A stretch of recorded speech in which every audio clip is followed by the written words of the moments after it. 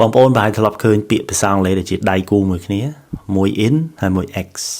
ឧទាហរណ៍ include ហើយ exclude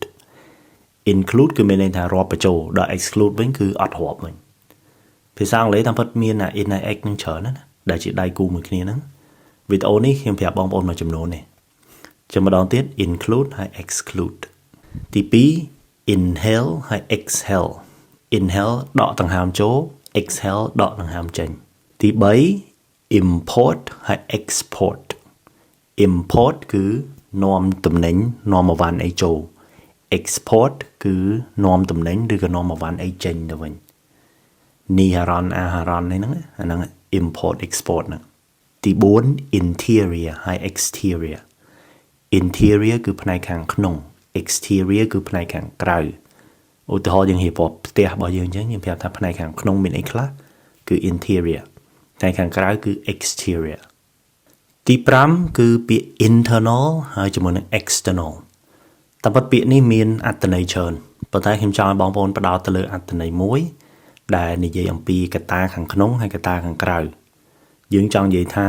យើងមានការជំរុញលើកទឹកចិត្តចេញពីក្នុងខ្លួនឯងទៅហ្មងអានឹងយើងប្រើពាក្យ internal ប៉ុន្តែបើមកពីក្រៅវិញយើងប្រើពាក្យ external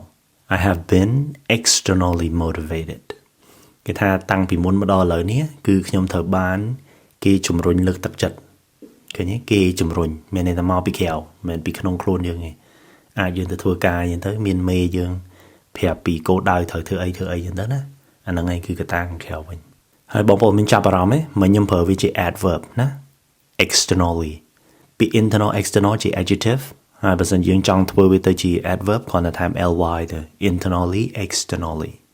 ចុងក្រោយគេគឺពាក្យ introvert ហើយ extrovert introvert គឺមានតែមនុស្សដែលចូលចិត្តធ្វើអីតែម្នាក់ឯងស្ងាត់អីចឹងទៅណា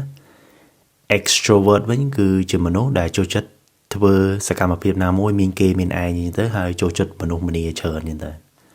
អាហ្នឹងគឺជា noun ប៉ុន្តែបើចង់ប្រើ adjective ថែម ed I'm introverted she is extroverted អីចឹងទៅបងប្អូនសាកយកពាក្យមួយណាដែលខ្ញុំបានប្រាប់ខាងលើមិញហ្នឹងបង្កើតជាប្រយោគមកឲ្យ comment ក្នុងវីដេអូនេះចាប់អារម្មណ៍ចង់រៀនភាសាអង់គ្លេសកុំភ្លេចតាក់ទងទៅសាលាភាសាអង់គ្លេស Ednich តាមរយៈលេខ Telegram ដែលខ្ញុំបានដាក់បង្ហាញនៅខាងលើនេះ